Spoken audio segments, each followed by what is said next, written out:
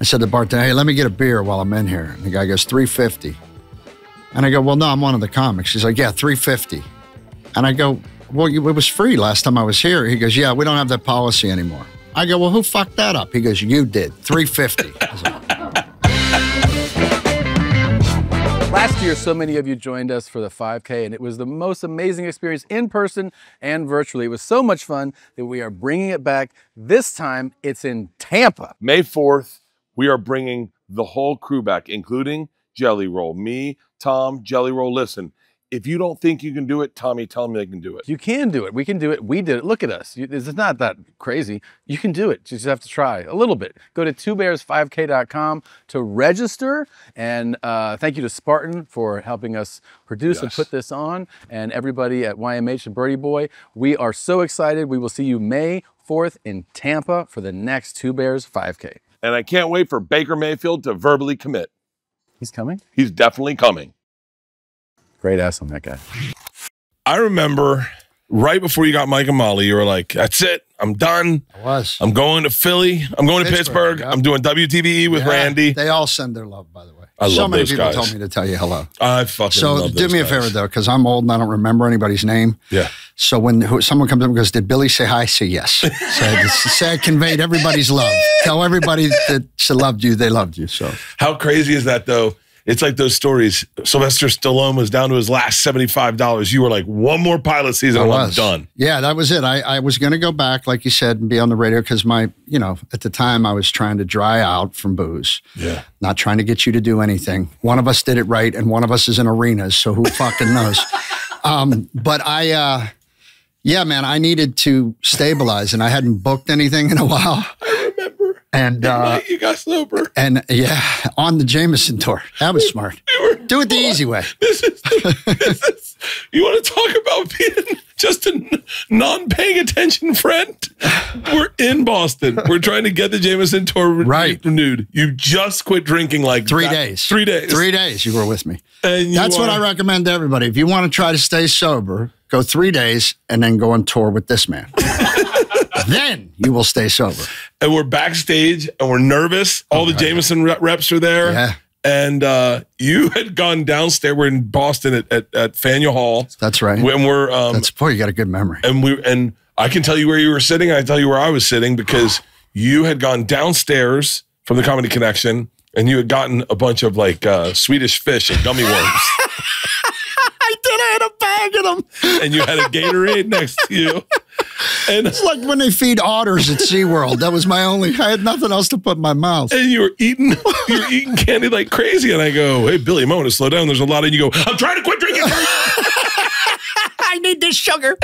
Exactly, man. But I did that for Mike and Molly. I said, I'm going to stay one more pilot season. And I only got, that used to be when they had 3 months where people would try to get on the new shows. And I got 4 or 5 auditions in that 3-month period, and the last one was Mike and Molly, and it changed everything, man. God, what Look at that. Huge show that was. It was wonderful, man. It was life-changing. Did you ever hear backlash when the posters came out of that? They're like, we're supposed to watch fat people fall in love. Oh, yeah. That was great because Chuck Lorre said, when a newspaper writes something stupid, a sitcom gets its wings. So that helped us. It helped you quick. Yeah, a little bit of controversy in there. I remember Rogan going like, you believe people are saying this? Yeah. You believe people are fucking saying this? Yeah. But it was wild. They said, should fat people be kissing on television and all this other crap? And so I went on The View. And Melissa was like, I'm not going on there and discussing this. And, we're comics. Like, I'll go up the hill. You know, so I go in there, and it's a very nice interview until they get to Barbara Walters. And then she does this big dramatic pause trying to get me to feel bad or whatever. And she's like, Billy, a writer wrote one time that fat people should not kiss. How did you feel about that? And I let it hang in the air for a minute, and I go, I sent her a cake. All right, next question. I mean, what do you want me to do? I got my break. I'm doing the best I can. And more people look like Mike and Molly these days than not. So I think people can understand 2 people trying to fall in love that never thought they were going to fall in love, falling in love. So I think that was the magic of that show. That and everybody was over 40 when we hit. So everybody was grateful. Nobody was walking around like, I need a velvet hat with green M&M. People were like, we got coffee, insurance, good parking. Nobody fucked this up. Let's hold the line. The gratefulness of, I always say to everyone, I'm so grateful I didn't You get are, and it comes out. It exudes out of you. You see that. I'm so glad it didn't happen until I was 43, 44. Oh my God! At 21, they'd have been writing my eulogy. There's no way. There's no way. And I'm not even at the level you and some of the others have gone. What you guys have done is breathtaking to watch. I mean, the biggest I got on a network hit show was like, I don't know, 3,500 seat theater was my top out. Yeah, but you kind of dialed back from stand up when you got the sitcom. You started pulling back a little bit, and I pulled back on the second sitcom, the Bob Hart-Sabashola, because COVID hit, and where I was health wise, I had type 2 diabetes, obese, sleep apnea. I was still smoking. I mean, I had every possible, like, you know, when it put all those earmarks up for the people, I was like, bingo, I got them all. So I just stopped touring and said, I got to get healthy. I got to change this finally. And I'd been off for 3 years, and I thought I was really done with stand-up. But I can tell you now from experience, once a stand-up, always a stand-up. And if anybody's been out there grinding for a while, please take this advice. Do not stop. Because getting back up on stage after 3 years, the fear was, it rivals the first time you do it, because you've lost all your swagger, all your callus that you get from the road, all your sharpness. Plus I was sitting in a Warner Brothers chair with it. Would you like a coffee? You know, it softens you down. And then you get back on the road and you're like, I got to get my armor back. But the gift of coming back out was, finding again how much I loved it. I still love being up there. And I'm basically starting over, because when I came out of Bob Hart-Sabashola, I'd been in a TV bubble for like 12 years. I didn't realize the business had left television and gone to the internet. Then I had no social media presence. I just got to the internet about 7 months ago. And let me tell you, it's like an old guy in a loud club. I don't know what I'm doing. And then I made myself unrecognizable. So like, I got him right where I want him, Bert. I got him right where I fucking want him. I'm dialed in. So. That was the first time I saw your weight loss. I think I was on maybe Rich Eisen, or I was on someone. I was doing a show, and they're like, have you seen Billy? He's lost weight. And I went, oh, good, let me see. Because you're like, well, I know Billy. Yeah. Is it like 20 pounds? Yeah. Okay, yeah. Same 30 every year. Same 30 And I was like, whoa. And I was like, holy shit. And I remember, and this is, I think, because I've gone back and forth with weight loss. Like I lost 55 pounds. Yeah, you'll go into like lose 50, and then you kind of creep, and then you go back. Yeah, but you were always, even when we were running and gunning, like you found the gym. I didn't do any. I'm a big gym rat. I was like a puddle. I just sat in the room like in a puddle. But people would always say to me, because I was losing weight and I performed shirtless, and they're like, can you be funny and be skinny? You said a really nice thing. I don't mean to interrupt, but you said a really nice thing. You had Nick Turturro on. I saw that podcast with Nick, and Nick's a friend. Nick tried to get me on his pilot. He's a good guy. But he was saying some of the things even I wrestled with was like, can you be funny with your presence? And you were like, yeah, it doesn't matter. You're like, Billy will still be funny. Yeah. But I didn't know that. Like, because I went from like young Jackie Gleason to an old Paul Newman. Like I didn't recognize me. And then when I got on stage, my presence was so much smaller. I had to adjust to that energy. So it's like kind of starting a band again, but you kind of know a little guitar. But I went from the get out of the way to the, I'm sorry, did I bump you? Like, so I had to switch. I had to like downshift gears. But it's in the discovering of that again that has been joyful. Like I'm back in the clubs, man. I'm literally working the clubs. And I find a lot of joy, and I'm trying to see if I got anything left in the tank, maybe work towards a special next year. You always have downplayed your talent. You're always like, because I hate myself. Let me just see if I can get up there. I'll pump the brakes a little bit. You know, listen, it's a hi. Of the first, I mean, I gotta go. I want to talk. I do want to talk about your weight loss, because I know you said that you got the thing, but you're like, but I want to build to that. Sure, because there is a humility to you that thanks, man. That doesn't land on all comics, and especially when you're as funny as you are. You were not someone anyone ever wanted to follow. Never. You had stand up figured out. You could do. You want me to do 15? I got that. You want me to do 20? I got that. You want me to work the crowd? I got that. You want me to do an hour? I got that. You had every muscle that a stand-up should have. But the humility, I remember I said this to you downstairs, and it is something I think of all the time. And every comic listening should remember this statement.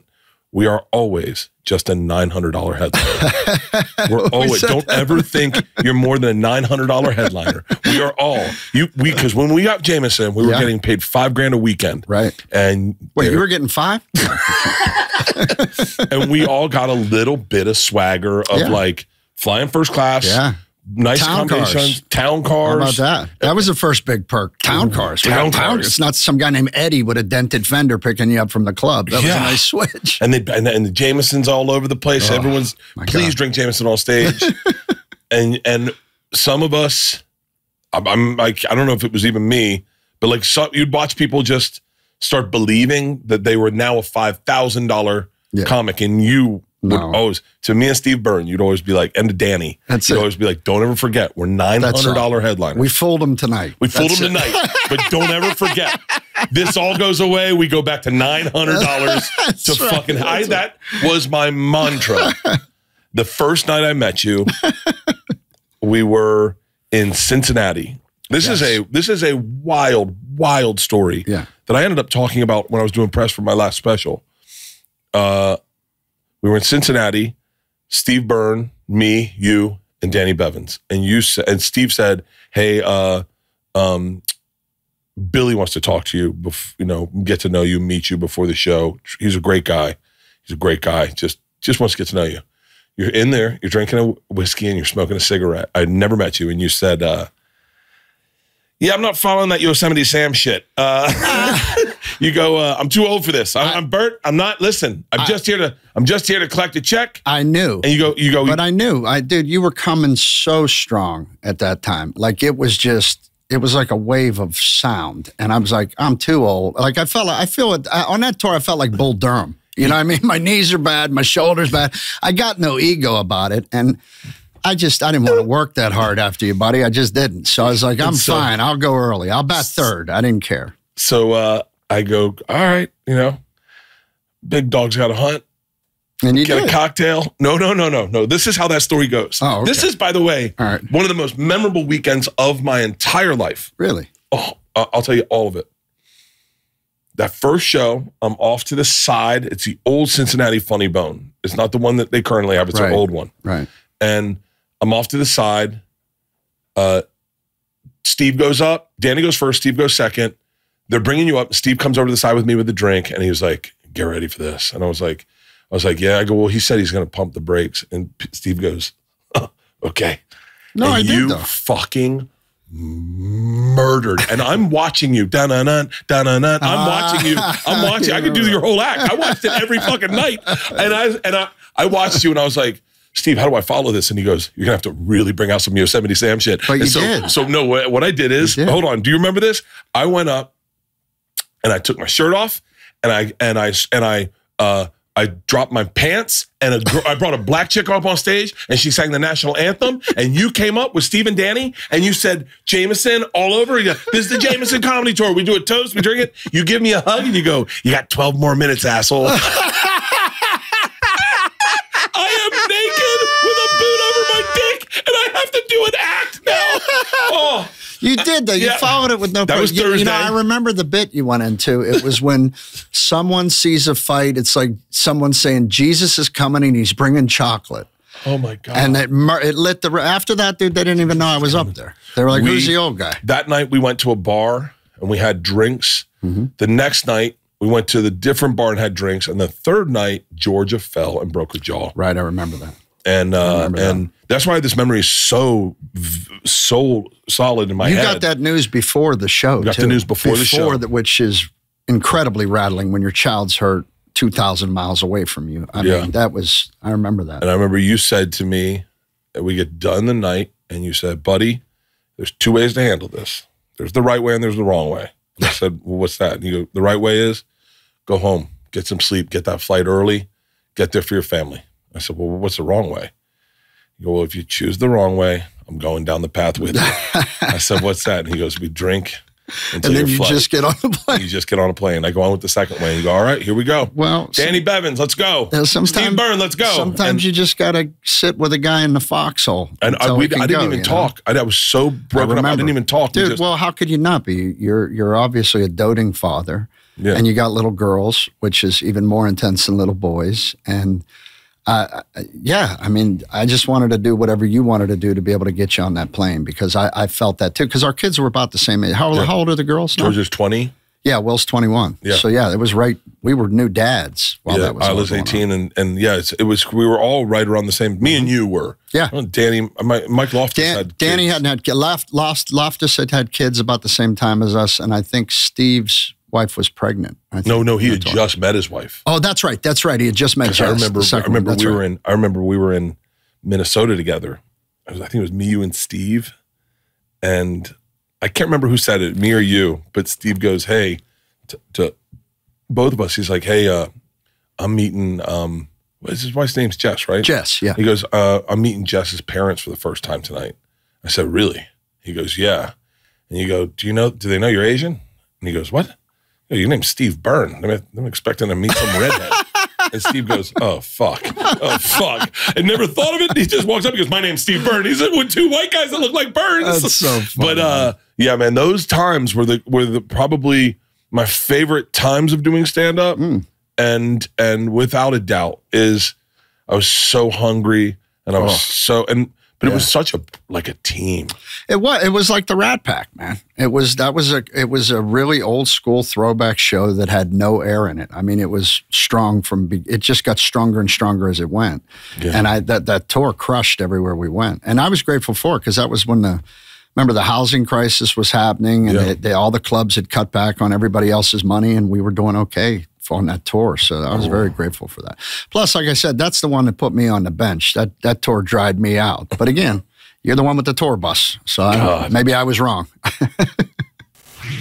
All right, you beautiful high-functioning party animals, listen up. The Two Bears 5K in Tampa, Florida on May 4th is sponsored by the first beverage built to outpace the party. Light Strike Hard Refresher, an excellent source of 5% alcohol. Light Strike isn't just a drink. It's a goddamn survival tool. It is the perfect party pacer. Why choose between fun and function? This hydration drink-inspired cocktail brings its own self-care to the party with crushable mix of coconut water, sea salt, and 5% alcohol by volume. It is non-carbonated, gluten-free, and a great alternative to fizzy hard seltzers or those sugary canned cocktails that come in a ball. You ever seen those? Stay away from those and come here. Light Strike comes in a resealable sports drink bottle, giving you control over how hard you want to go. Want a little now, a little later, maybe half now, half later, a sip now, a sip in a minute, and then kill it, no problem. Want a little more alcohol?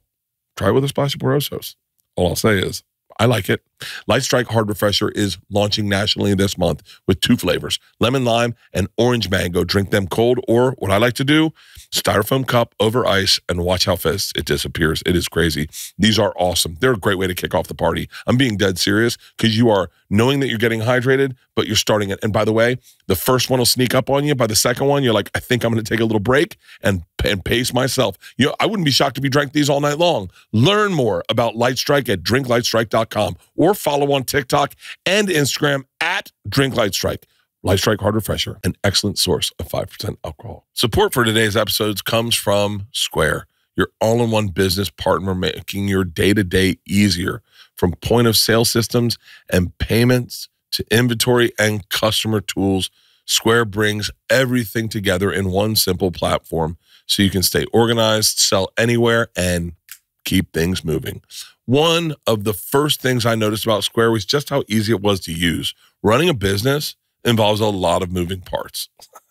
Take it from me. And Square helps simplify that. The hardware looks polished and fits right into your space without feeling intrusive.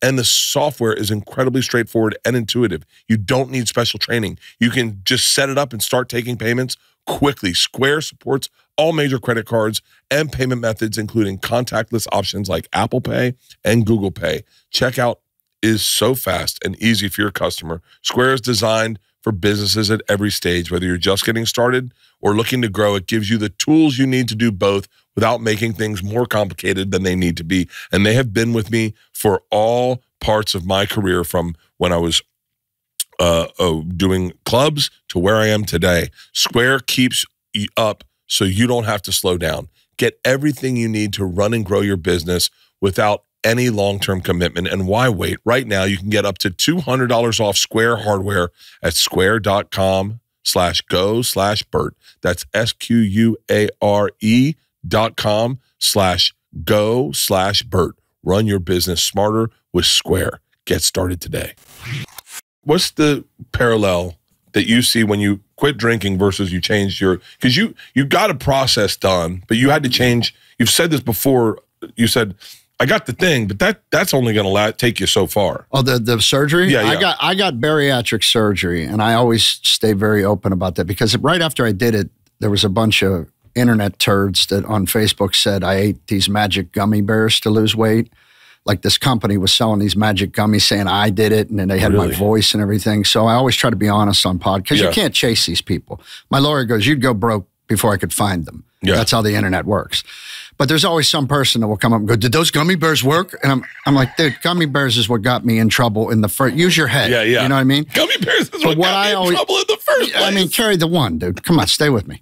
So, but I always tell people, because I chickened out of this surgery twice. Because you sit down and they're giving you the prep, and you know that little cup that you dip French fry ketchup in? Yeah. They go, this is what your stomach's going to look like when the surgery's over. And I was like, goodbye. And I chickened out twice because I knew 1 in 4 people gain the weight again after you do this surgery. So you can't look at it like this is the answer and I'm just good. You still have to change everything mentally. The relationship with food and all that stuff. And if you're not ready to do that on the other side of it, this won't stick. And the downside of this operation is when they do this surgery, they make your stomach small and you go from 3 blood sources to 1. So like, in other words, like your stomach has 3 blood sources. Food drops in, acid builds up, breaks the food down, and then the blood's like the fire department, puts out the acid. Well, when they rearrange your stomach and make it this big, you only have one blood source. So if you gain weight again, now you're going to be filled with acid with not enough blood to put that out, and that can cause ulcers, esophageal cancer, all sorts of stuff. So I wanted to know all of the possible bad things that could happen so I could get focused and become consistent on the other side of it. But it's been 4 years. It'll be 4 years in July, and I've only gained 3 pounds. So that's pretty good. I'm pretty religious with what I do. Really? Yeah, like every day it's Groundhog Day. I have to eat like all the people I used to make fun of, which is really God. Like, what's an average day of you eating look like? In the morning, it's an egg white and turkey sausage sandwich. Then there's a protein shake at 11. Then there's some cottage cheese and fruit at 1. Then there's some fucking lame fish or chicken shit for dinner with vegetable. I mean, it's like the Fat Hulk is still in there. I'll be cutting a carrot in here. Pizza! I'm like, shut the fuck up. We're not doing that. But the rewards health-wise have been unbelievable. Like, unbelievable. Have you had so has your diabetes gone now? I had type 2. I wasn't insulin dependent, so I was able to walk it back. I went from an A1C of 9.7 to 4.2. My resting heartbeat when I was heavy was 135. That's sitting still. It's now 68. My blood pressure is like 68 over 110 now. No medicine, no nothing. The only thing I do have nowadays is a little bit of a shake that comes with it, but you know, nothing's free. That, and I always say, people go, you look great. I'm like, yeah, with my clothes on. I go naked, I look like a flying squirrel, but whatever, dude. You know, you got to pay the toll to get across the bridge. So it is what it is, you know? What's the mindset when you quit drinking? Is it similar when you had to change your way you ate? You're like, I 100% put those on the same shelf for me. Yeah. For me, everybody's different, but for me, I connected food with everything: comfort, safety, celebration, soothing, all that stuff. You were without a doubt one of the best people to eat with. Yeah, dude. We sat down and unhooked the feed bag a few times with Bern too, man. On Sunday nights, you would always do a big dinner. You always paid for it. Yeah. You do a big dinner wherever we were on the road. We'd go out before the show and have a big fucking dinner. And those were some of the meals where I was like, oh man. I used to say I was such a black hole. Like back in the day, I was like, who does coke and gets fat? Holy shit. Yeah. Get it together, man. And now, you know, if I ever do another special, I think it's just going to be called Billy Gardell Quitter. Because I've quit smoking, drinking, drugging. You're not smoking anymore? Nothing, man. No, I got 9 months off the chokes. So all I got left is a little football gambling and my coffee addiction. That's about it. I got to whittle down. I was wondering if you were gonna, gambling was. Can't give that one up, please. For the love of God. Do you know who I want to introduce you to so badly? Who's that? The guys over at Barstool, like Big Cat. Oh, I know who those guys are. Yeah, I don't know them, but I know who they are. Because they're like you. Yeah. Like Big Cat reminds me of you a little bit, sports wise. Oh yeah, but those guys have good posts. Yeah, I watch them sometimes. They're really fucking great dudes. Like, and Big Cat's I don't think he even drinks at all. But he's a gambler. Like, I texted him at the beginning of the fight. He's going to do a 5-game parlay of the first week of Final Four of the Sweet 16. Right. And I texted him, and I was like, and if he had replied, I would have done the 5-game parlay, $1,000. Right. Got a huge win. 5 is a lot. Yeah. 3's pushing it. 5's. That's the action I look for. That's a big hope. So you want the one swing. You're looking for a home run ball. I don't. Yeah. I'm not. That tracks, Bert. Yeah. I want the Cinderella story. One shot. That's it. And I texted him, and he never replied. So I was like, all right, I'm not going to do it. Yeah. And then he texted me the next day, and he's like, I'm down. I'll be working for free for the next 10 months. You should never ask me advice on gambling. Yeah, well, there's been a few gambling football days where I've walked real quick past my wife so that no questions start. Just hurry, get by her real quick. Do you get to have like a crazy cheat meal ever, or you just go, I can't allow that? No, you know what? Nowadays, the first 2 years I didn't, nothing. And now I allow myself, I figure, all right, what's my favorite thing in the world? Pizza. So every Sunday I have 2 slices of pizza, and that's it, just 2. Which I used to order a pie. Like when I ordered for my family, I would order a pie for myself. So now it's just 2 slices, and then that's it. And the good thing about it is when your stomach's this size, I finally get that signal to stop eating. I never had that in my life. I stopped eating when my belt was digging into my abdomen and I couldn't breathe. I was like, okay, I guess it's time to stop. Yeah, when I have a hard time breathing, I go, I guess I'm done. I guess I'm done now. When I'm sweating profusely, I guess now it's time to stop. And now I actually feel that signal, and I try to respect it.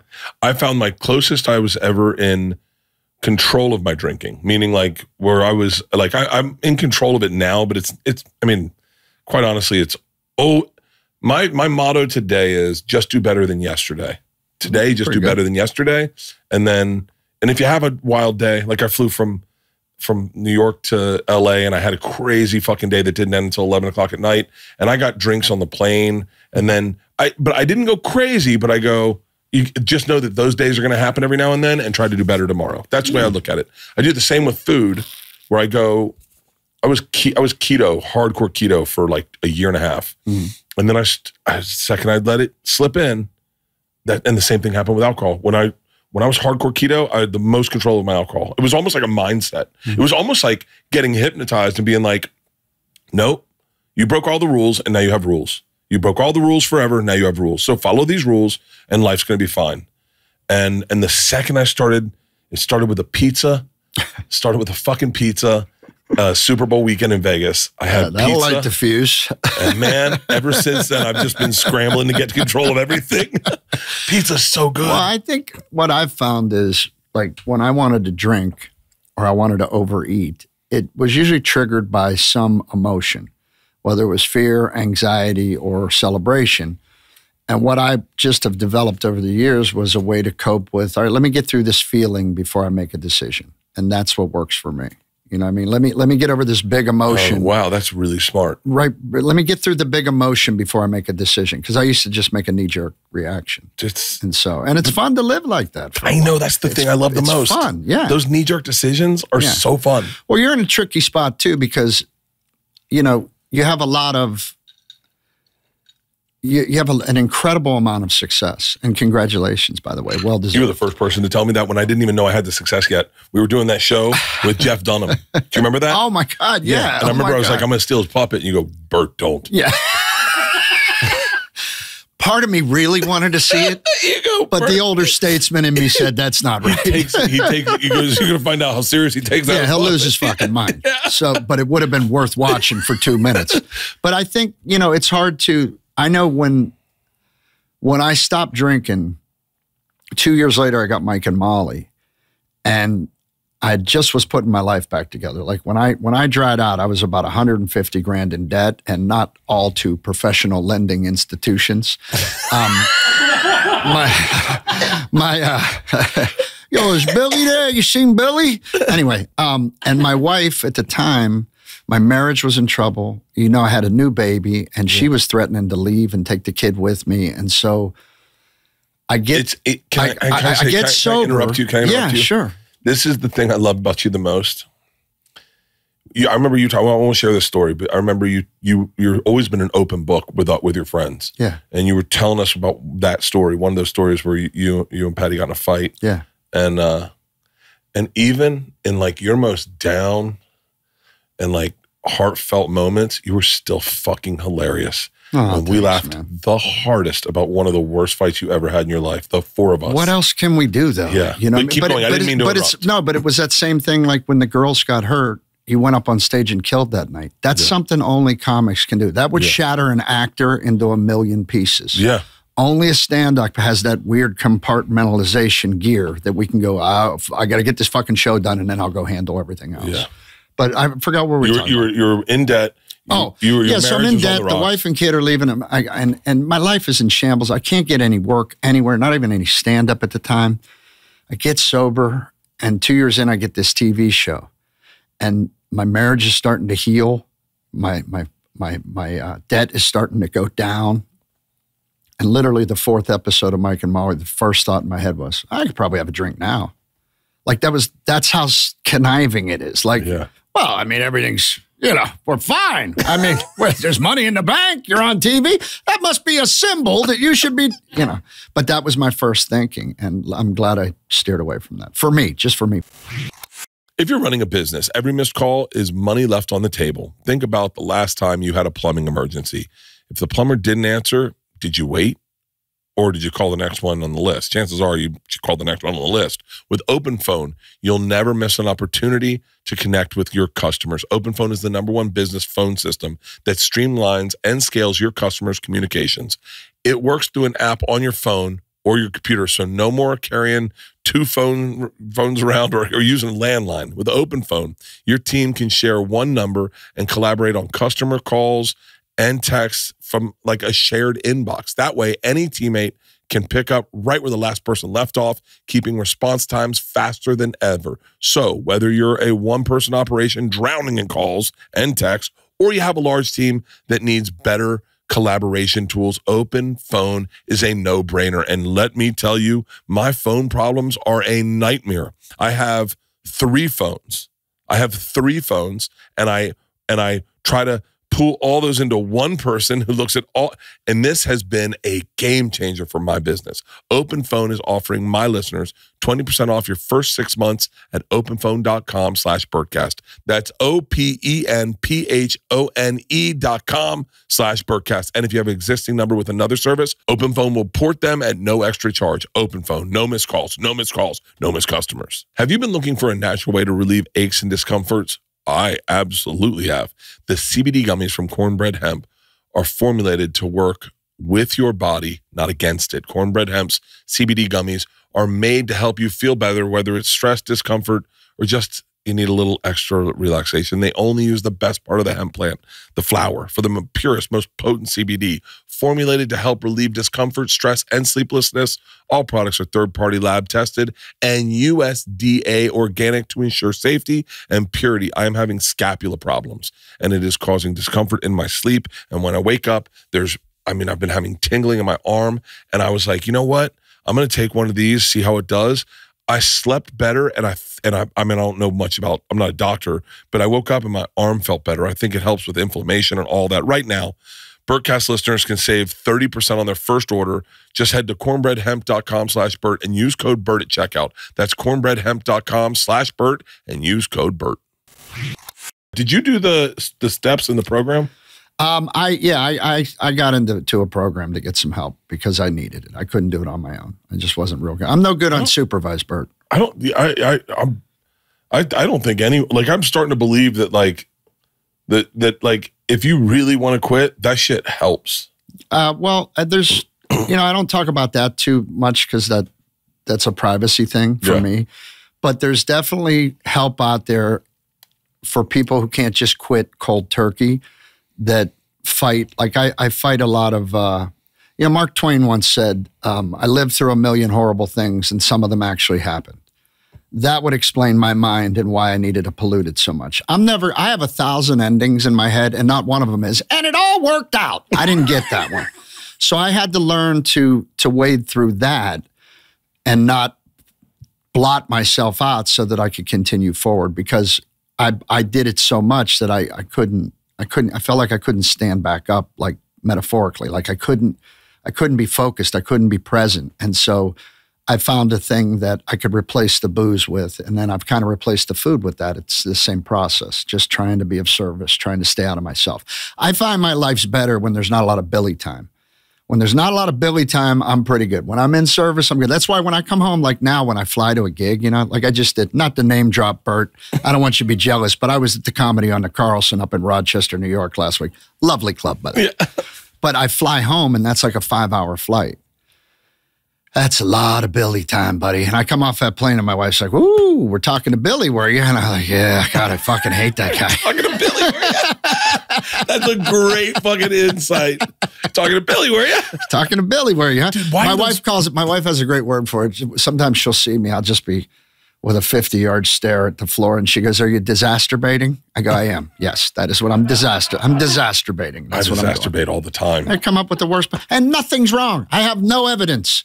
But I'm building a case. I'm building the case. You know what I mean? God, why are those flights so tough? I don't know. I always it's the isolation, I think. I look at people, like when I see like grown-ups on those flights, that like have like a suit on and they're reading a paper or they're got on their their shit computer, together. They look calm. And I go, what are you fucking doing?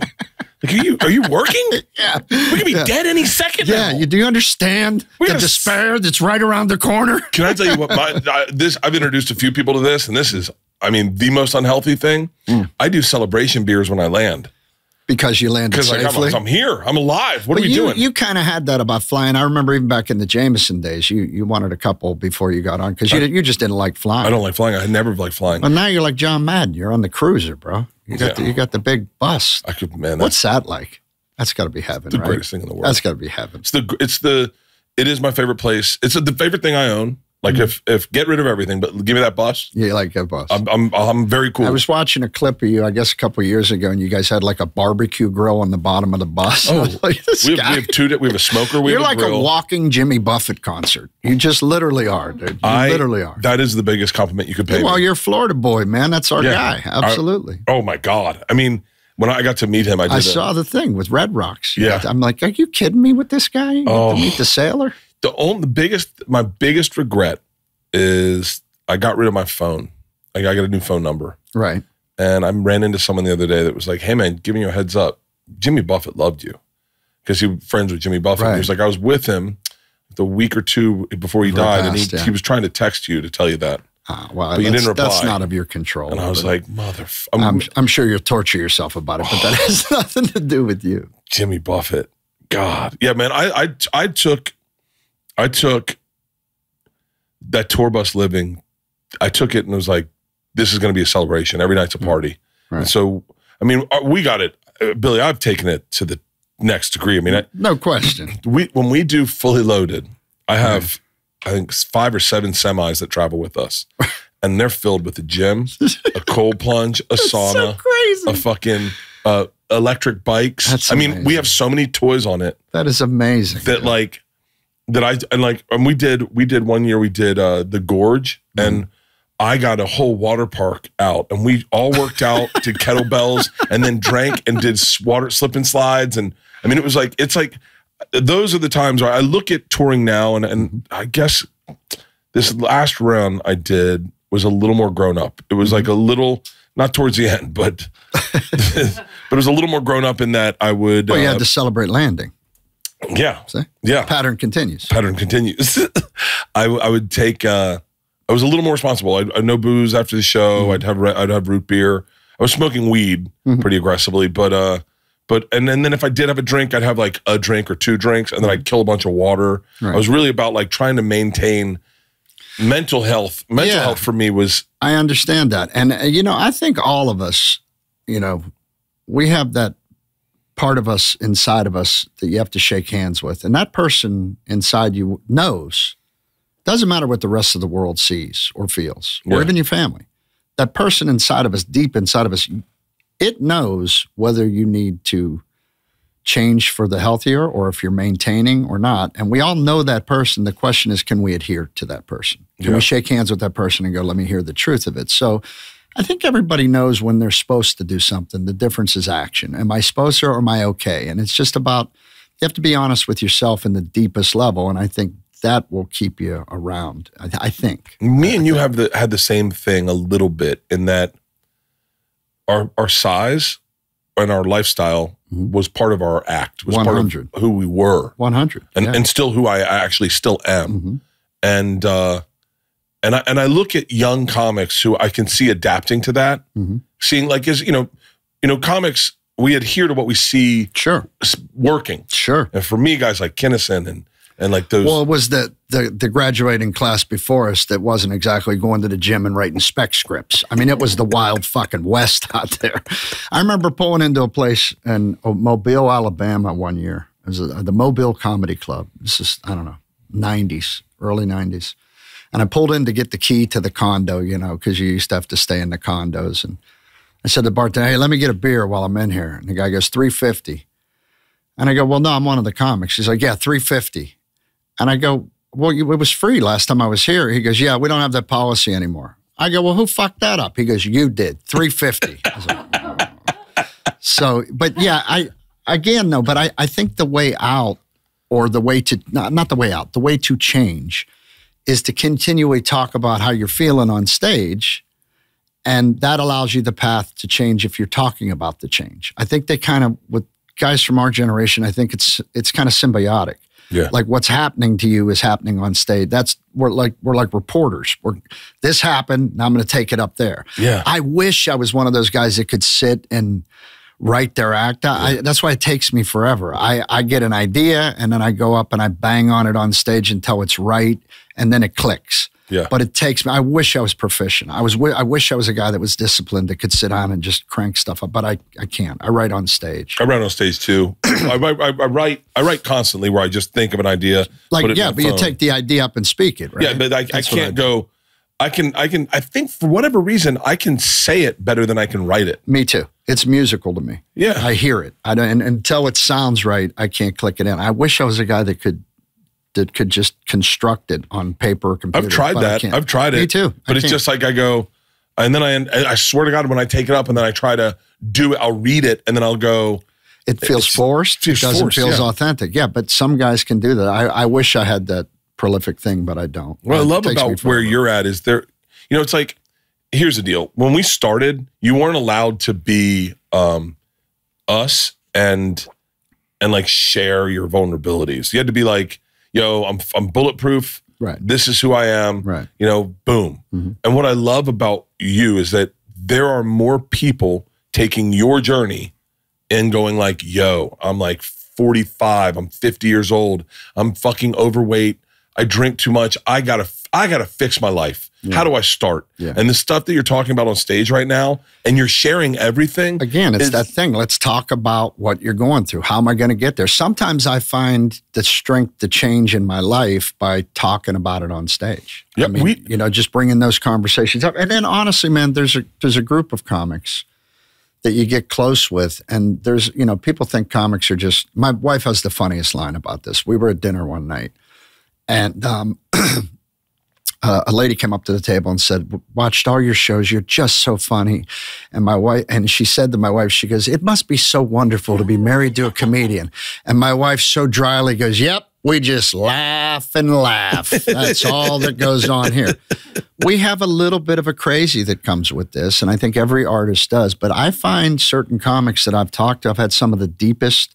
Like we had those moments out on the Jameson tour. I had several of those moments. Danny, Steve, those guys that I know in this business, Ian Bagg, cats that get as real as they get, I remember when you and Ian. That gig up in that was Truckee, Nevada. Oh my God. That was the fucking greatest. That was like setting up two of your childhood friends, and they didn't know they're going to college together. Yeah, and I remember you called me and he called me. It was the greatest. You were like, this Ian Bag's fucking amazing. Yeah, we had such a blast. He almost got in a fight with some guys. I pulled him out of it, a true hockey Canadian.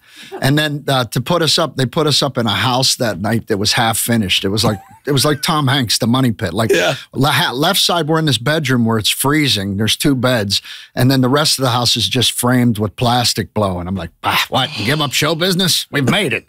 But we got along so great, and we're still friends to this day. But that's what I mean. There's a deeper level to comics than I think a lot of people see. Who did you start with in Florida? My open mic night was me, Tom Rhodes. Tom was actually a feature act by then. He was ahead of us. Dan Whitney, who's now Larry the Cable Guy, he was a feature act. And then we had Wayne Brady, Carrot Top.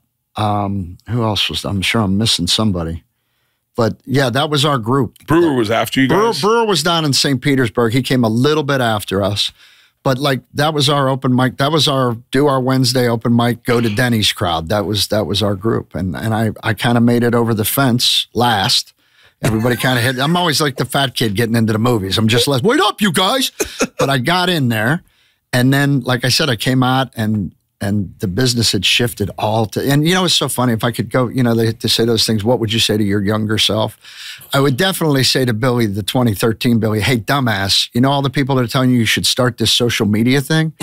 Yeah, I should have paid attention. I'm like, what? I'm on TV. What the fuck do I need the internet for? What do you mean no one's watching TV? So that whole thing was just trippy to me, but it's given me this new thing to go try to figure out how to do. And I'm kind of digging it. And yeah. I thought it was gone, and it really is once a stand-up, always a stand-up. It really is. How fun was it? Well, hang on. Also, for real, there's like a couple of us that have always had natural chops in acting, and you were one of those people. I would argue. I was okay. No, yeah.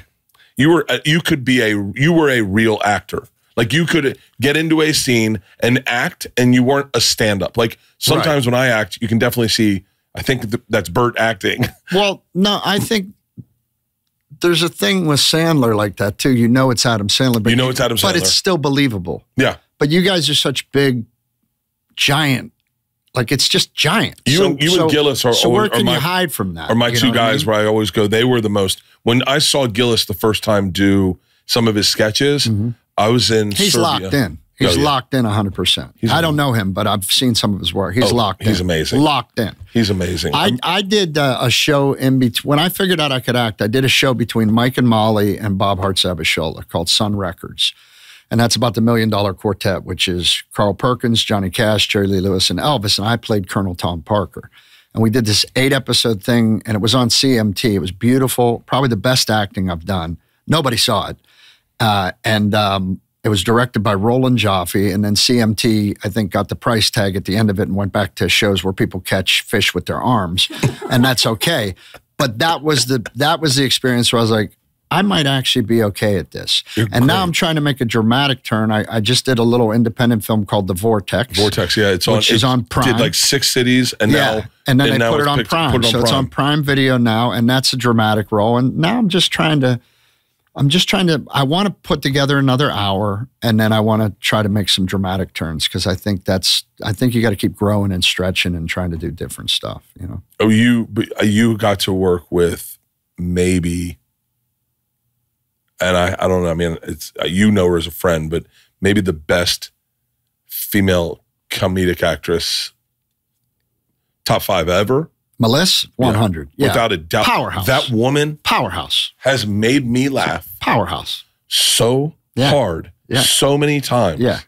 So often that I go, and you went to work with her every day. And it was before she was big. Yeah. And you know what, man? I got to tell you, the funny stuff kind of came natural because we're comics. You hear an audience, you know the timing, you feel them. But the scenes where you had to be connected, a little more intimate, she made that so easy for me with how quick she was trusting and letting you know she was able to be trusted in those scenes so it could be authentic.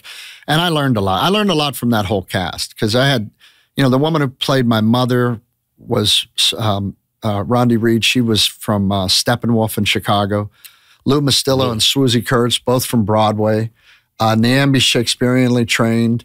Reno went to the School of Fame. Melissa came out of the Groundlings and had already been on the Gilmore Girls. Katie Mixon was from Carnegie Mellon. And, you know, here I come out of a comedy club basement. You guys doing a show? You know, so those people really, they gave me room to grow. But Melissa really was a giving partner, like really on top of the quality of the show and how authentic we were, and a good human being. Yeah. She's a good human being. You got to watch all her success happen in real time. Big time. We all rooted for her, man. It was funny because the third year of the show, we had one of the producers had to be taken off the show because he just wasn't fitting. So Chuck had to get rid of that guy. And then, and Melissa's star had just taken off with Bridesmaids. And Chuck was like, he called me and he said, so if you watch Mike and Molly, the first 2 years are more like The Honeymooners. The last 3 are more like I Love Lucy. They kind of switches. He goes, listen, I want to capitalize on her success. It's going to be good for the show. I want to put her in the center instead of Mike in the center year 3.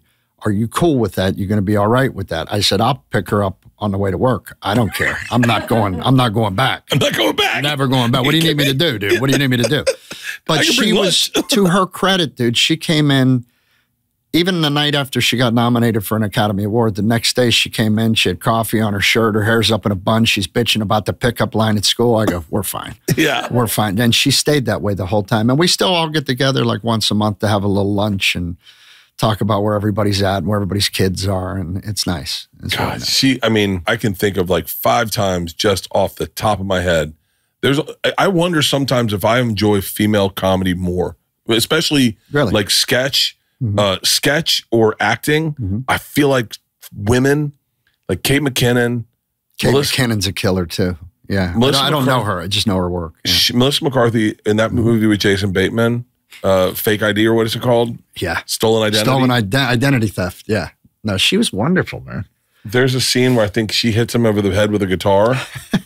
Well, she's violent by nature. That's all she loves. Oh. And what we did, the way they capitalized on her improv talent the third year was really cool because we would do a couple takes the way it was written. And then they would say, okay, let's give her one to see whatever she's going to come up with. And then I would just tell her, don't tell me anything you're going to do so that I can have a natural reaction to it. You know? And man, she was just fun to watch and fearless, dude. She would do the stunts. She would fall down the steps and she would slip and fall in the corner. And I'm like, get a guy. I'll be over in the corner with my coffee. I'll thank him for coming in, take a picture with him. I'm not doing any of that. But she's fearless that way. Yeah. God. And her husband, Ben's a great guy too. Tammy, The Heat, Bridesmaid, Spy. Right? God damn, Life of the Party. Yep. God, she's so fucking... Crushed it. Still crushing. Yeah, still crushing.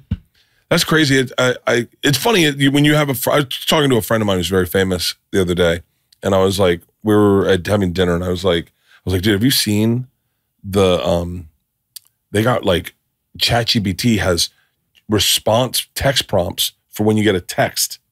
And he what goes, does that mean? Like if you text me, okay, hey, do you want to go to dinner on Tuesday?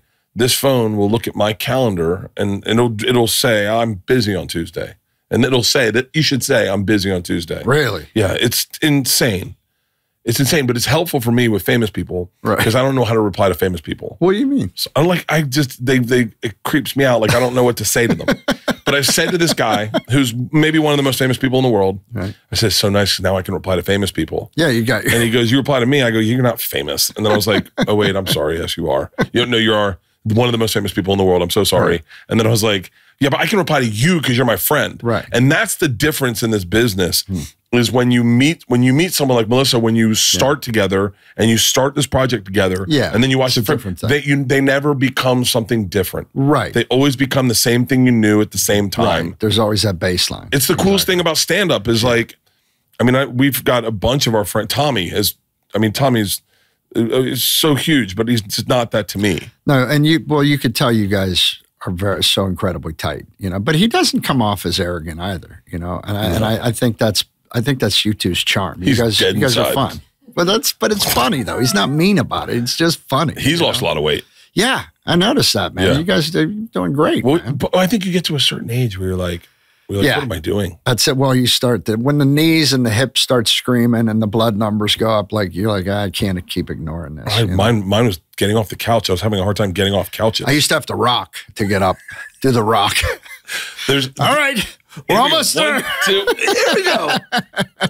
Oh, and then it's got to be nice to be able to just put on any shirt. You know, dude, I've had 2 moments where there were literally tears in my eyes from this weight loss. One was I had a bucket list my whole life to go surfing, but I was always the fat kid. And when I moved to Florida after my parents got divorced, we'd ride the bus to high school and they'd pick us up at 7:30 in the morning. And there was these 2 blonde-haired stoner guys, surfers, that would ride with us, and they'd be on at our stop, and we'd all get on, and then we'd ride the bus to the next stop. And in between my stop and that stop, they always had, it was the DIZ in Orlando. That was the rock station. And they would do the surf report. And if that surf report said 2 to 4 and choppy, these 2 stoners would get back off the bus on the next stop and go surfing. Yeah. And I always thought, man, I want to be those guys, man. Instead, I'm just a fat kid with corduroys headed to school, you know? And so when I lost my weight, man, I went to Hawaii. That's where my wife and I got married. So we went back for our anniversary, and I took surf lessons, and I got up on 2 waves. And to go from where I was to ride. Now, the board was 45 feet long, but I don't give a shit. I was up. Billy, I was up. I think we might have taken the same class. I and was surfed up, on the same brother. board. I was up. I was it on Turtle it. Bay? Turtle Bay. That's exactly it. That's exactly it. And but dude, I got to the shore and I just came apart. The other one is going into a department store and being to buy something off the rack was. I can't tell you the kind of liberation it is for a heavy person. Oh, and the other big one, I flew in a middle seat just to do it, just to be able to do it. Like I used to sit in that middle seat, dude, and just be like, well, you won't be using your armrest for this part of the journey. I'm sorry, sir. But to be able to, it's those little victories, those little things. And I try to find something once a week that I couldn't ever do before in that all body. And I do that to remind myself why I got to keep doing what I'm doing. That's what I try to get at. Surfing was 100% mine too. Right? Because I surfed when I was a kid, like a little bit, not great, but a little bit. Right. But I always said, this is something when I get older, I'm going to get really into it. Get good at it, right? And then when I got on Travel Channel, and by the way, I don't even think I was as fat as I got on Travel Channel, but I realized that body-wise, I had a hard time getting my body up. Right. And so, I was, by the way, I wasn't even that fat on Travel Channel. That was Flip Trip, right? Yeah, or Trip Flip. You did an episode with me. I did the bowling alley with you guys. We went bowling with a couple in LA. You found those people that day, I think. I think I did. Yeah, I think I did. I think they skipped out on a wedding to come with me. I think I found them in Vegas that day and flew them into because I remember the LA. story. Like, I just found these people. They're going to be on my show. Like, what are you doing? And so I was like surfing. It's a big one for me. And I'd go out anywhere we went. I'd get surf lessons. I could never get up. And then I went to Turtle Bay. Yeah. And those waves are just nice and slow and powerful. And the very last time I've done it now, I got in shape to surf. I started doing burpees to surf. Right. I wanted to be able to surf because it is a skinny person's thing. 100. And when I did the first wave I caught, and this is the very end of our last trip we just took. I paddled into the wave. I can tell you the name of my instructor was Seven. Seven? That was his name? Yeah, Seven. Sup, bro? Seven. He was Jay. He is Jay Adams' son. Jay Adams from Dogtown. Oh, okay. He is Jay Adams' son. So skateboarding and surfing runs in his blood. He was the sweetest fucking guy. Nice. But he was like, he could tell me like, I caught my third to last wave. He goes, okay, you're getting better, but you don't know what you're doing. Right. I said, what do you mean? He goes, I know what you're trying to do, but you're not doing it right. So let me tell you what you're doing. Right. And so I was trying to ride down the face of the wave. Right. And he's like, you got to dig in. Yeah, you got to dig in and you got to listen. And so he goes, all right, the very last wave, he goes, you're going to paddle in. It's a huge fucking wave. And I caught my last wave and I stood up and I rode it all the way in. And I sat there and I got so emotional. And I went, it's nice to set a goal and accomplish it. And have it happen, And fucking Leanne's addicted to surfing. Yeah. She the first time she caught a wave, she came undone and was sobbing, crying, going, I never thought this was something I'd do. There's nothing that feels like that. Yeah. You can't believe you're doing it. Oh, it's the greatest. And that, Jamie O'Brien, that's his surf school at Turtle Bay. That's it. And I'm friends with Jamie O'Brien. I just texted him the other day. He's got a great podcast. Well, tell them I said thank you, because that was a lifelong dream for me. That was unbelievable. What's incredible about surfers is they will have no idea who you are, who I am. They live in their own fucking world. They just want you to get up. They don't know what woke is. Yeah. They don't know. I talked to a guy. Yeah. This is maybe one of my favorite stories. Just edit his name out because I don't want him to sound silly, okay? His name's okay. His dad's like one of the most famous people in Hawaii. And I said, it's going to be crazy growing up Jewish in Hawaii. And he was like, I'm not Jewish. I go, that last name, I'm pretty sure you are. And he goes, I said Jewish? And I went, wait, you don't know if you're Jewish? He goes, nah. I never really looked into it. He goes, how do you find out? I was like, did you talk to your dad? Or I know the riptide is 5:40 a.m. though, bro. Like, all right, man. We giggled so hard with this kid. But their world is, are there waves? Or are there not? Or are there not? Yeah. And then if they're not, what are we going to do? Yeah. And if they are, let's get in the water. Yeah. And they all grew up together. Yeah. It's like a huge family. I love it. I'm doing a showdown at the Blue Note just to go down there because I love that energy. I love Hawaii. Awesome. Yeah. Doesn't matter what time you think it is. The time has come to get some new golf clubs. It's the best time of the year. Get yourself new golf clubs right now. And that means one thing. Head over to the local PXG store for a fitting. They make the best golf clubs, period. That's all I've been playing for 5 years now. I met Mr. Parsons over in Scottsdale, and I had a different set of clubs, and he said, son, we're getting you a new set of clubs. They put me into these PXGs, and it is the fastest way to improve your performance on the golf course. It's a PXG fitting. They told me stuff I had no idea about. Their fitters are highly trained, incredibly experienced, and have a deep understanding of how to optimize your clubs to get you the most out of your swing. That is the beauty. PXG fittings are educational and fun. I had no idea what my club head speed was, my ball speed. I had no idea how I swung. They literally sat with me. I hit a round of balls in that fitting. I just did another fitting because this is how great Mr. Parsons is.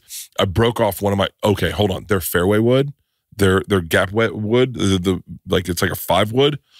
This thing is flawless. I want to hit it off the tee box. It's so great. I'm telling you right now, if you want to improve your performance on the golf course, schedule your fitting today. And for a limited time, you can save up to 20% on your entire order. Head over to pxg.com/Bertcast. That's pxg.com/Bertcast to save up to 20% on your entire order. pxg.com/Bertcast. Restrictions apply. See site for details. Do you travel much? I do now. I mean, we're getting ready to take a European trip in August. Whole family? Yeah, we're going to take my son after college is over. He's a senior now, and we're going to go to this run. We're going to do England, Scotland, Ireland, France, and then in the fall we're going to do Italy and Spain because we've always wanted to go all see that. But Hawaii is the only place I've ever been and thought I don't want to go home. It's the only place I'm fine. I could rent jet skis. It could be Wild Bill's jet ski rentals and a hut, and I would be fine. Yeah. I mean, I love that place. There's nothing like the vibe in that place. I think it's the water, the culture. The Hawaiian culture is built on laid back, and I love it there. I love it. It's my favorite place. The first time I ever went, it lived up. It's like it does. I think it overshoots. Like you think you know how cool it's going to be, but then when you're there, you're like, I can't believe that I'm here, you know, and how relaxed you get when you buy into it, how relaxed. I kept forgetting my phone. So what is the health plan is like just maintain, right? It's, I keep saying, I saw a nutritionist and I see her once a month now, but for the first 2 years, I saw her every week and she taught me so much about how you look at food. Like food should only be looked at as fuel. It's never a reward. And if it is a reward, think about what you're rewarding your body with. You say, oh, well, I lost 5 pounds. I'm going to have a slice of pizza. That's not a reward. Yeah. So I had to untangle all that stuff. But I kept saying, I got to be disciplined. I got to be disciplined. She said, no, you need to change that word to consistent. Because when you become consistent, discipline follows. You can't just become disciplined. Consistency is the way to discipline. So let's just be consistent. Let's just be consistent. And know that nobody's going to do it perfect. Nobody's going to do anything perfect. But if you're batting 8 out of 10, you're probably going to be pretty successful. You seem so relaxed. You know, like old Billy had like this, like a little energy. Yeah. There was a lot of Pittsburgh in that guy. I've gotten a lot calmer, and I think, and I'm sure you're going through this. I would imagine the kind of dad you are. You know, when my son left home, my heart went with him. And I'm glad. Like now he's blowing me off. He's got a girlfriend, and you know I might get a call back 2 days later. But you would rather that than them calling every day in a panic as well. But when my guy left, it made me realize a couple things. It made me realize how 100% that was the best part of my life, raising my son. I don't care. You know, when I talk about it on stage and I say, you know, when my kid left my house, it broke my heart. Did anybody feel like that? And there's always one asshole that'll go, I couldn't wait for him to leave. And I'm like, well, you did it wrong, Dick. Get your bail money ready, okay? But what it did was it opened up this weird place as an empty nester that it circled me back. I have loved my wife all 25 years. And we've almost gotten divorced twice. We've been through everything every married couple goes through. And we're in this sweet spot now where we're happy to be in each other's companionship again. And it's a weird thing when the kid leaves and you both have been spending all your time raising a kid. And then you find each other alone again. And if you do it right, if you start, because we completely grew apart. Like my wife and I, we don't do anything the same. Like I always say, you can explain my marriage by my driveway. She parks this way, I park that way. That's how it's always going to be different. But instead of bickering about that, which can become habitual with familiarity, if you we decided to turn it into, hey, let's find new stuff we might like to do together. Really? And we just started dating again. And dude, it's sweet and it's sappy and it's calm and there's nothing destructive anymore in my life. And now I just get to do that and root my son on. And so that calm settled in on me. I've never been a guy anyway was super funny off stage. I just never was that guy. And I've fully embraced it. I'm okay with that. Like it took me a minute. I thought, you talk about it had to be the back. Yeah. I think I was putting that on a little more than I needed to, but I think that was probably my own insecurities. And now I don't mind being the quiet guy. I've finally gotten comfortable with that. I like lame.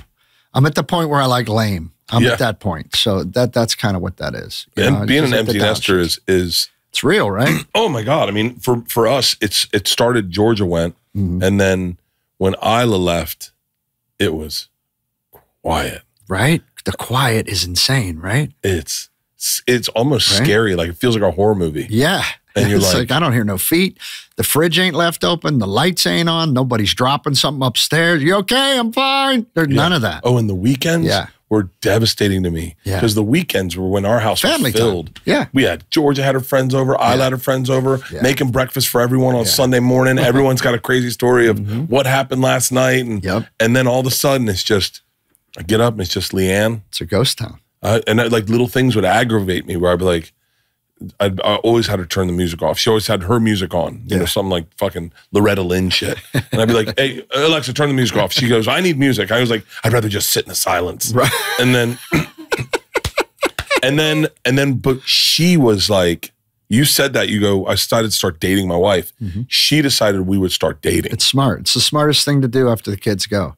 Because then you're not trying to fight each other into what you want them to be. You're finding new things to do together. And in that, what happened to me was I've always been grateful for my wife. My wife has been with me through no money and a baby, drugs and alcohol, getting sober, the success I had, always been beside me, in front of me, or behind me, whatever I needed. And I've always thought that I was grateful for that. But when the kid moved out, I really looked at her and thought, you fucking nut. You decided to take this journey with me, stand by my side, all my fucking crazy, and hold my hand through it every night. Are you at this point, I just want to honor that. Like, that's where I'm at. Like, she deserves that. I've put her through everything, and she did it with grace. And it's powerful to me. I always say, my wife taught me to impersonate a human being. She got me, I was like number 4. I hadn't stood up on that evolution chart. I had the knuckles down still. And I just find a lot of gratitude in our simple nights together. I really do. This is such a good story. Will and Georgia played, I think he played baseball at the same park Georgia played softball. At Beeman. Yeah, Beeman. Yes. And we're sitting, and Leanne comes over to this with the chair. I'm already sitting down. I think I'd bring beers to that in a cooler. and I'm already sitting down, and Leanne goes, there is a guy losing his shit in his car right now. He's like screaming at a person. And your wife goes, that's my husband. And I look over and I go, wait, hold on. I look and I recognize your wife. I go, hold on, is it Billy? And she goes, yep, it's my husband. He's going to be fine. And he's going to be fine. That'll pass. And Leanne goes, who's that? I go, it's Billy Gardell. And she goes, it is Billy Gardell. And you come walking in, you go, fucking learn how to park. God damn it. You know, everyone should be taught how to fucking parallel park. And I remember just laughing so hard. But it's like, so, what you said is so accurate. Our wives, there has to be no less than 95% of the people listening goes, bro, I am just like Bert and I'm just like Billy. Yeah. My wife married a loser. Like, she married a guy. I don't think you're a loser, buddy. The proof is in the pudding. No. But here's what. But she bet on the fucking one horse that no one was going to bet on. Here's the thing. Here's the thing about those kind of wives. I don't know how they saw something that we couldn't see. They should start. I don't think they can tell us. Then they would lose their power. But I honestly think they look at us like houses. They're like, all right, well, like they can see the fin. Like if we fix the roof and the plumbing probably needs maybe a coat of paint. I could add, but this could be a good space. Yeah. I think they see that before we do. I really do. It's crazy. If you get the right one. The wrong one will put you in the grave, but the right one, boom. You know? God, how many of those? Thank God I didn't get the wrong one. Yeah. That's where I'm at. That's where my gratitude's now. I think we would be dead if we picked the wrong one. 100. And dude, my wife is so sane and sensible and kind and quiet. Isn't she from Atlanta? She's from Georgia. Yeah. Well, she was originally born in Statesboro, and then she lived in Vidalia for a while, very meager beginnings, and then moved to Atlanta, put herself through college, and was a banker at 22, like was running a bank, and then quit that and decided to be a flight attendant because she wanted to travel the world for free. And I met her about 7 months into that, and I did the worst thing to her because as a comic, you meet somebody and you try to do the long distance thing, you know, eventually that just disappears. And I was so terrified of losing her that I made her quit her job. I said, you got to move out here right now to Los Angeles, or this is never going to work. You got to move out here. And so with tears in her eyes, to her credit, she went in that day and quit her job and moved to Los Angeles. And when she got out here, I said, I'll be back in 3 weeks. I got to go on tour. I said, oh, she's going to hate me. But when the baby came, it kind of washed everything out. Once she got a hold of him, that was it. Then I was off the hook. Yeah. What's he going to do when he graduates? You know, he wants to run away to the circus like us, man. He's studying film and cinema, and he wants to direct and edit. Oh, because he grew up in L.A. He loves it. You forget because I mean I know that if you're listening to this and you're probably like, yeah, these guys are like Hollywood or what? No, absolutely not. Furthest from that. We're the furthest thing from. We do not fit in this city. No, Billy is. We wedged our way in. Pittsburgh. 100. I mean, if you don't hear that as 100. He talks, he sounds like Pat McAfee. 100. Go down there in about an hour. Got to go out. But yeah, Will wants to direct, edit, and put himself in his own projects, which I think is the wave of the future for young 100%. Filmmakers. You have to know how to do all that stuff. And I told him, I said, hurry up, man. I'm unemployed. So get down here and get behind the camera, and you'll get to tell me what to do. That'll be fun. That'll be a good switch, right? Yeah. Direct your old man. So, but I root for him. When we share that, like I turned him on to films, and then he turns me on to what he's watching, and we talk. His two favorite directors are Quentin Tarantino and Wes Anderson, and how that cocktail is going to make his voice. Well, like what comes out of that, I'm interested to see. So it's a weird mix. So he's digging it, man. And you know, he loves it. He goes, it's funny too, because part of life is learning about what you don't want to do.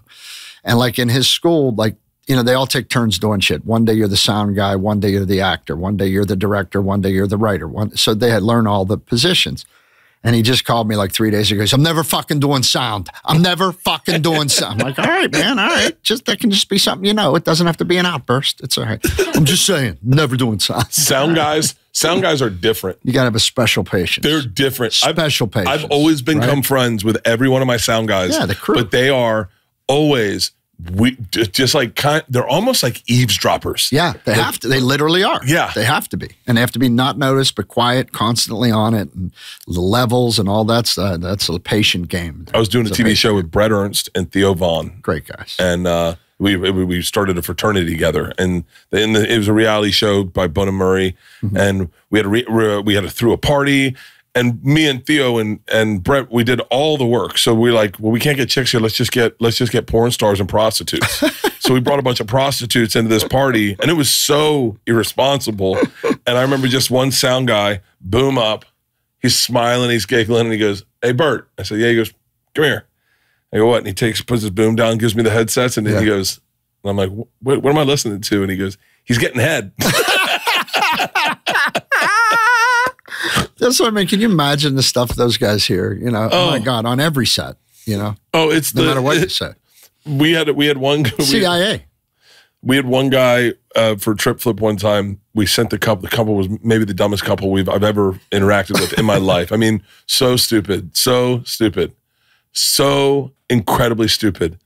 And they sent him out to the beach to talk. Right. And my sound guy John Sales is just going like this. And I was like, "What's happening?" He goes, "This kid won't shut up. He thinks that we're going to use this. He's talking about pineapples." And we're like, "What?" And he's like, "Yeah, he's going on here." And he goes, "He's going off on pineapples, how they're a circus in your mouth." And he's like, and he's just this kid, and he's looking around, anything to get some airtime, thinking he's like doing his monologue. Oh. Yeah, I could never be a sound guy. I could never be I don't. I've often thought about that. Do you think you could direct? I think I could direct a sitcom. Yeah, I'd probably be pretty good at that because I really.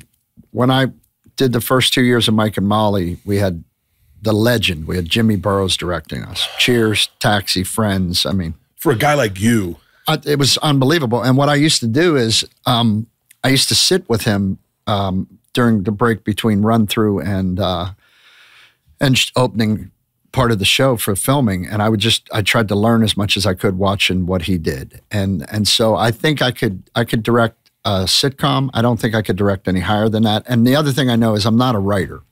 I would be a pretty good producer because I'm a pretty good salesman and I'm a good performer, but I'm not a writer. Like to be able to format a script and really do that eloquently, I've tried. It's just not in me. And I think you have to learn that too. Like I don't think you're going to do anything authentically that you don't really want to do. Yeah. And my heart is not in that discipline. Like if I couldn't sit down to write my stand-up, there's no way I can sit down to write a script. No. But you could just practice. I'm like, I can't. I can sit in the tent and go Video Village and be like, yeah, can you try this? There you go. Well, an idea or a twist of an idea or a turn on a line. Yeah, of course. That's our wheelhouse. But to sit down and 5 different individual voices, tie them all together, A story, B story, like I just don't have the discipline for that. Yeah, I don't have it. I don't think I have I definitely could never direct a movie. Like that's a big undertaking. That's a big undertaking. It always blows me away when I see people, like especially comics, who like Tommy would like to start directing. Yeah. And I was so blown away. You have to have that mind to be willing to do it. I actually kind of grilled him on it, and I was like, "Do you know what goes on in directing a movie?" And he's like, "Yeah." And I go, "You really want to do that?" He was like, "Yeah." And I was like, "Okay, because can I just tell you the things that would bother me directing?" He was like, "I know the things that would bother you because I'm your best friend, right? But that's the stuff that I enjoy." And I'm always like, "Ugh." It's a lot, man. That's an incredible. You have to be almost like a composer. And I told my son as a director, I said, when he comes down here, I'm going to get him onto one of the sets somewhere where he's just a PA. And who I'm hoping to have him work with is this girl named Rhiannon O'Hara, who's a first AD on most of Chuck Lorre's projects. And I told her, I'm going to put him to work with you for no money and work him like he's not my kid. But you got to learn every position in the kitchen to be a director, or your crew's not going to respect you. No one's I want you to learn props, lighting, sound, all of it. Because then if you know what they do, you're going to have some respect when you finally get that opportunity. But you have to have the mind for that, to absorb that. Like the director, especially in movies, you have to be aware of everything. of everything. And you kind of have to edit in your head while you're shooting, so it makes it easier in the room. I don't have that kind of mind. I just don't. What's Chuck Lorre like? Chuck is a good guy. He's been a dear friend to me. I've been lucky. Yeah, Chick Lorre. That's the guy who does calls the Lakers there games. You go. There's Chuck. Man, me and him had a great relationship, and we still do. And the thing about him is, man, it's like Bill Parcells. When he walks onto the stage, you become a little better, man, because he expects a very high level game from you. He's not mean to you personally. He's just intense about the show because he wants perfection. And he has a great farm system. Chuck's a guy that, like, the kid that used to deliver my scripts for Mike and Molly is now his right-hand man. So he promotes from within. He's got a great farm system, and his writing teams, like all the kids that were baby writers are producers now. And he promotes within and keeps that culture. It's like playing for the Yankees. Yeah. Pretty amazing. Because people would always ask me, go, you ever give Chuck any ideas? I'm like, no. I play third base. Nothing gets through, and I bat 280. That's what I do. And then I'm going home. That's it. You know, keep it simple. He's got a crazy track record. It's unbelievable. When you look at his shows he's done, you're like, unbelievable. What? At one point, when I was on Mike and Molly, he had 4 stages, 2 across from each other in the corner of Warner Brothers. It was 2.5 Men, Big Bang Theory, Mike and Molly, and Mom. And each Mom, the one with the Anna Faris. Yeah, Anna Faris. Yes, and it had and Allison Janney, who's just a peach. Allison Janney, yeah. But he had like there would be a table read on Monday for Big Bang, a table read on Tuesday for 2.5, a table read, and he oversaw all those shows. And there was 4 giant sound stages at Warner Brothers that were together just to be convenient for him to get show to show. Yeah. And I've never seen anybody like that's savant level something. I don't know how you manage all that. You know what I mean? It was really spectacular. Well, we used to call it Chuck Lorre's neighborhood, that area, because all the stages were Chuck Lorre Productions. It was amazing. God, he's got to have a ton of money. Woo-hoo. Really? He doesn't have a house. He has a place that's called The Grounds. What? No, I'm joking. But I will tell you, you want to know when I knew that was a different ballgame, and you'll get this being a stand-up. When I was first, estimated $600 million. Yeah, I'd probably say it's a little higher than that. But I remember this is when I knew how different it was. There was 2 things he did that I knew was different level. Like when I got to audition for Mike and Molly, I originally said no, thank you, because I had a development deal with Nickelodeon. Oh, I remember this. And we were going to go back to Pittsburgh. I was going to use that money to get home and all this. And me and my wife were in a bad spot. But my wife, to her credit, said, you have to go follow this. I'm not going to be the reason you don't follow this. Again, putting me above herself, which is amazing. But Chuck, I called him and I said, all right, man, I'm in for this audition thing. And he talked to me for an hour. He was really good about it. And I said, but I got to tell you, man, I've left more of my blood at the CBS studio audition. Like it used to be in CBS in Fairfax, you would go into the building, down the escalator. Have you done that? Down the elevator, into that dark room. Yeah. And you would audition there for the show. And I got nothing. I was in there 9 years in a row, just blood everywhere. Nothing. Yeah. One year I got in there 3 times, and the 3rd time I went in, I tried to make the executives laugh, and I go, hey, listen, if I don't get this one, will you put me on Survivor so I could drop a couple? Nothing. Just death and sweat. So I tell him all this. I said, man, look, I have failed every time. I'm 0-9 over there. And this is when I knew it was a little bit different level. He goes, all right. He goes, I'll have them come to my office. I was like, whoa, this is a different game. And then the second time was after the first year of Mike and Molly, I got to headline the Mirage in Vegas. And, the first time you get a big headline gig in Vegas, you're like, wow. Yeah. And so the day after, or the night after the show, we're sitting there. We're all going to leave the next day, and I'm talking to him and Nyambi, who played the waiter in Abe's Beef, and then eventually owned it. So we're sitting there talking, and I go to Nyambi. I go, "What time's your flight tomorrow?" And he goes, "Oh, 9 o'clock." He goes, "What time are you out?" I go, "I'm going at 8:30." And I look at Chuck and I go, "What time are you going tomorrow?" And he goes, "When I call them." I was like, "Whoa, okay, that's different." When I called them. When I called them. I was talking to a friend the other night. We were all in Vegas, and I go, he goes, "What time are you?" I said, "Oh no." He goes, "What are you doing tonight?" And I said, "Nothing." I go, "I got an early flight." And he was like, "Oh, okay." And I was like, "What time's your flight?" And he was like, "Oh, just right after the show." And I was like, "Where are you going?" Yeah. And he was like, "Back to LA." And I was like, "Me too." I saw it in your eyes. Like, What are we doing?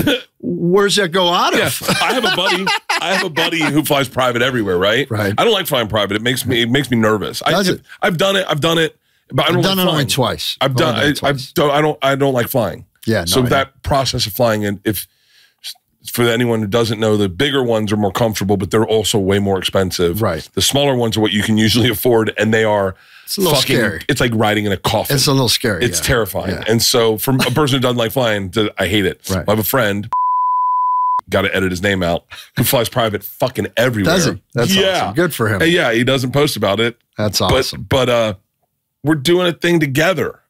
And I'm like, when do you fly back to LA? And he's like, probably just later that night. And I was like, okay. I said when I go, not even an invite. Like, I'm not taking it. No. I'm flying commercial because it's across the country. And I don't want to be in your plane. Dude, that is the most best friend thing ever, though. Yes, I'm flying private. Yeah. You're not, but I am. I'll tell you about it. That's total best friend stuff. Yeah. Oh, but yeah, I've never really enjoyed the private stuff. For me, a bigger plane is more comfortable. I loved it. I did it once. I was doing that show in Memphis. I was doing the Colonel Tom Parker thing, and I had a gig in Houston, so I had to fly Memphis to Houston. The only way I could do it and be back on set at 6 a.m. was a private. So, I told my wife, I said, we got to do this time. And my wife is so dude, she's Georgia sensible. She's not listening to any of my bullshit. Because the minute I got off the plane, I was like, listen, I was thinking. She goes, no, you had a gig. That's it. You got your Delta number. Get down there, funny boy. Leanne's flown private twice. Mm-hmm. Twice. Did she like it? One time, I do not know how this happened. Right. I do not know. I was flying. I was working, so but my whole family happened to be there. It's a really confusing story. It involves stem cells and podcasts, and so I brought my family in to get stem cells, and then we had everyone, and I had to do podcasts. And usually, if I have to do podcasts, that usually can justify if to get home. Yeah, and we had everyone in LA. I think it was like Easter weekend, so we're trying to get back to LA for everyone. So I said, what I'm going to do? I'm going to splurge. I'm going to buy everyone. We're going to fly private out of Austin. Awesome. And so everyone was excited except for Leanne. She's like, how much does this cost? And I was like, don't worry about it. For whatever reason, and this is not going to even sound real. The pilot decided to fuck with us in the middle of the flight and put a Batman hat on backwards, a mask backwards, and talk like Batman with his head in the cabin. And it did not land the way he wanted it to. I don't want the funny pilot. I don't want that funny guy. I don't want a funny guy flying me. That would have horrified me. It did not go over very well with my mom, my dad, my sisters, or Leanne. And so that was the first time. The next time was after a special. I decided to just get the whole crew, my whole team, everyone. I'm going to fly them back to LA private. Right. And I got a big jet, and everyone got COVID. That's hilarious. So Leanne's like, I'm done. I'd rather be on a plane. That was it. Yeah. I'm really specific about planes I fly on too. Like I love a bigger bodied plane. I love direct flights. No bumps, I stopped doing airline loyalty because I was like, I'm not doing connecting flights anymore. Yeah, no, I try to. I think that just comes with age and constant travel, man. The layovers beat you to death. Beat me up. Yeah, and I'm to the point now. We've all done a million gigs. I'm to the point where I can't fall asleep on the plane anymore. Because I used to be able to just crash out no matter what. But now if I fall down, dude, my neck is like that for the next 2 days. I can't go to sleep on the plane no more. My wrist hurts. Yeah, I'm done. I'm like, hey, good evening, everybody. I'm done. So I got to stay awake now. And I take the first flights. I'm an early guy. I like the first flight out. Oh, I like the first flight out. It's the least delayed. That's the one I like. And I want to get home. I want to get out first. Do you have any, because I remember you bought like a nice old car when you got Mike and Molly. I did. What was that one? The first one I got, and this will show you what white trash I truly am. Third episode of Mike and Molly. We were still living in the apartment that you came to. Yes. And third episode of Mike and Molly, I bought a 1956 Chevy Bel Air that was just, I think it had 503 horsepower. There it is. It's like that one on the right. It was burnt orange like that. And I loved that thing. And I had that for about 2.5 years. And then I got rid of that and I bought a 69 Oldsmobile Cutlass convertible. And then, okay, look at this guy. He does everything. I'm never going to have a setup like this. This is so cool. And I got a 69 Cutlass. And then after that, I got rid of that one and I got a 69 Nova because my dad drove a Nova. And they were all balls out, just big engines, double Holly pumps, 350s and above, like big rides. Yeah. 311 gears. They just burned the house down. And I got rid of everything. So I don't have one right now, but I have my eye on a motorcycle. Do you really? Yeah. What do you have your eye on? Well, there's two that I like. There's a Harley Breakout and the Harley Softail.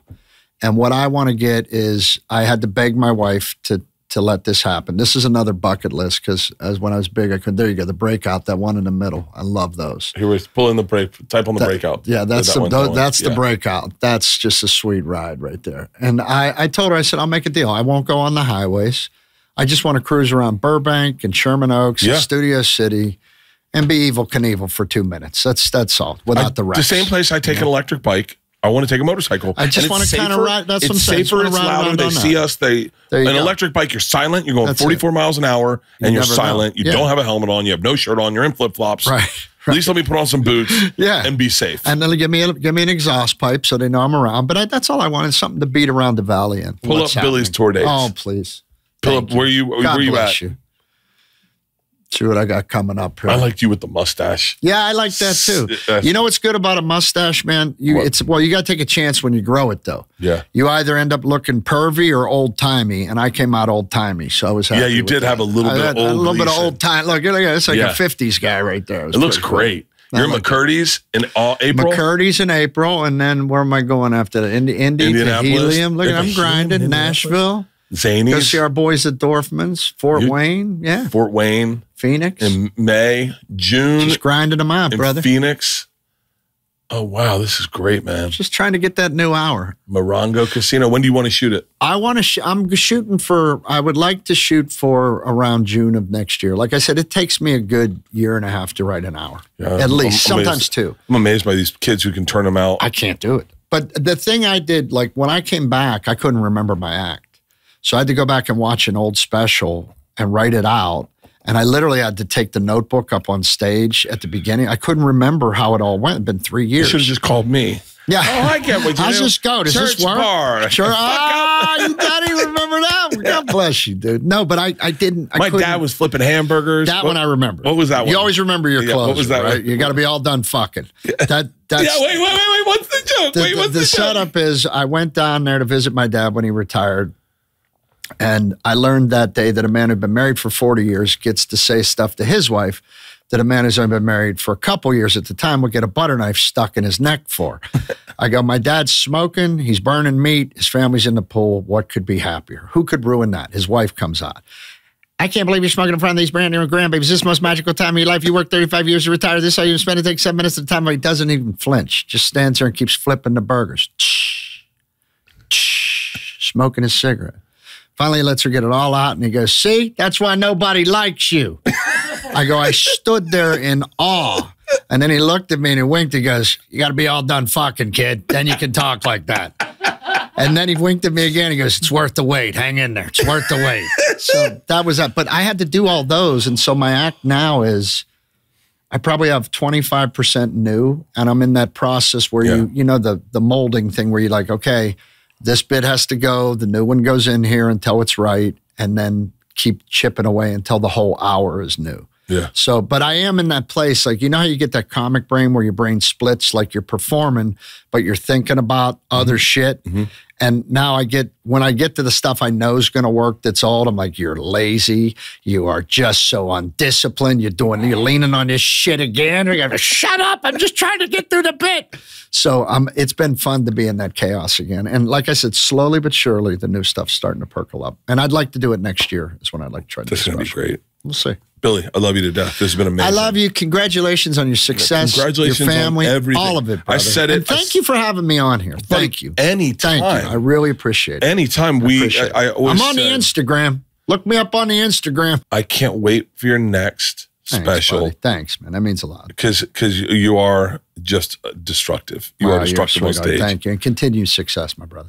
I love you. I love you too. And if you ever fall off the wagon, call me first. Yeah. Actually, you know what, Bert? Honest to Christ, if I ever did, you would be my first call. Because if I'm going, I'm having fun that first ride. I promise you.